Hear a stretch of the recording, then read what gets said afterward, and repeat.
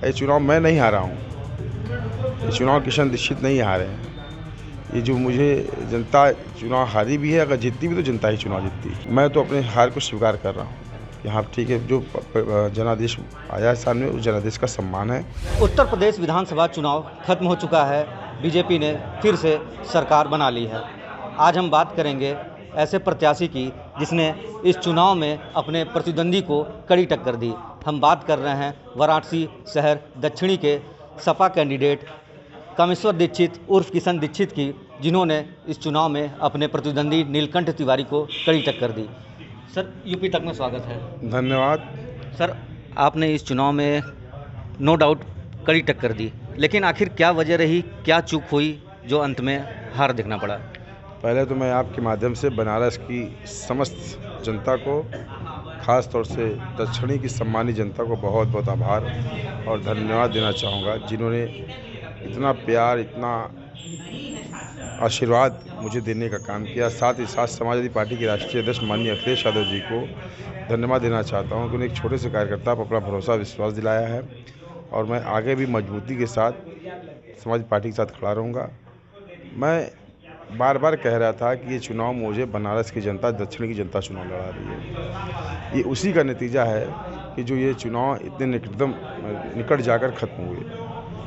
और आप पता कर लेना कि जब चुनाव के पहले तक किसी भी मोहल्ले, किसी भी क्षेत्र की 5 आदमी को खड़ा करके आप पूछ लेना कि अगर किशन दीक्षित चुनाव हार रहा हो तो कोई बता दे। जनता का इतना प्यार, इतना समर्थन कि जहाँ मैं गया, जैसे गया, लोगों ने गले लगाया और कहा कि आप चुनाव जीतेंगे। निश्चित तौर से सबका आभार, सबका धन्यवाद। अब बीजेपी के नेता से लेकर कार्यकर्ता तक कह रहे हैं कि आपने कड़ी टक्कर दी है। मैं उन कार्यकर्ताओं का भी धन्यवाद देना चाहता हूं जो कार्यकर्ता समाजवादी पार्टी के थे। मेरे दोस्त, मित्र, भाई, साथ चलने वाले लोगों ने, यही कारण था कि वो टक्कर दी गई। और साथ ही साथ ऐसी कई अदृश्य शक्तियां भी मेरे साथ लगी थी। उन अदृश्य शक्तियों के कारण भी ये चुनाव काफ़ी कांटेदार मुकाबलेबार हुआ। अब प्रधानमंत्री खुद यहाँ आए, उन्होंने रोड शो किया। ऐसा लगा जैसे आप नीलकंठ तिवारी से नहीं, खुद प्रधानमंत्री के सामने खड़े हों। मैं चुनाव नीलकंठ तिवारी से ही लड़ रहा था और नीलकंठ तिवारी ने ही मुझे चुनाव हराया है। और इस चुनाव में प्रधानमंत्री जी, चाहे योगी जी आए, सबका स्वागत सम्मान।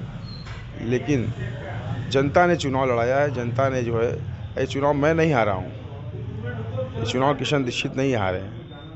ये जो मुझे जनता चुनाव हारी भी है, अगर जीतती भी तो जनता ही चुनाव जीतती।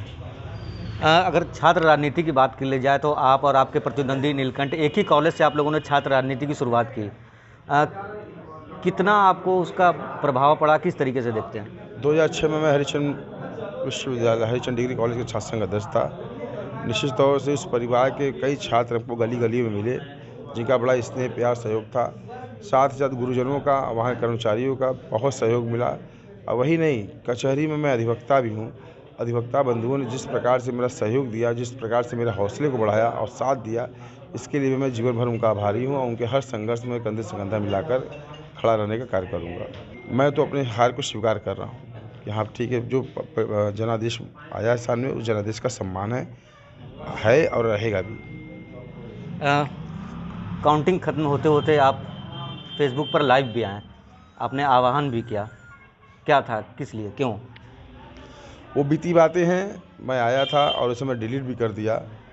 कुछ चीज़ें सामने आई थी, लेकिन उस पर शहर का माहौल ख़राब हो, शहर अस्त व्यस्त हो, हमारा ऐसा कभी मंशा रहा नहीं है और आगे भी नहीं रहेगा। शहर को, माहौल को अच्छा बना रहे, शहर अच्छे से चलता रहे, ये हमेशा कोशिश, ये हमेशा प्रयास अच्छा रहेगा।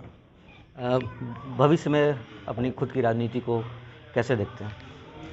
मैं आज भी समाजवादी पार्टी का कार्यकर्ता हूँ, कल भी था और भविष्य में भी मैं समाजवादी पार्टी का राष्ट्रीय अध्यक्ष जी के नेतृत्व में काम करता रहूँगा। तो ये थे हमारे साथ कामेश्वर दीक्षित उर्फ किशन दीक्षित, जो शहर दक्षिणी के सपा के कैंडिडेट थे और इन्होंने अपने प्रतिद्वंदी नीलकंठ तिवारी को काफ़ी कड़ी टक्कर दी और इनका कहना है कि ये आज भी सपा के साथ हैं और आने वाले वक्त में भी ये सपा के साथ रहेंगे। ब्रजेश कुमार, वाराणसी, यूपी तक।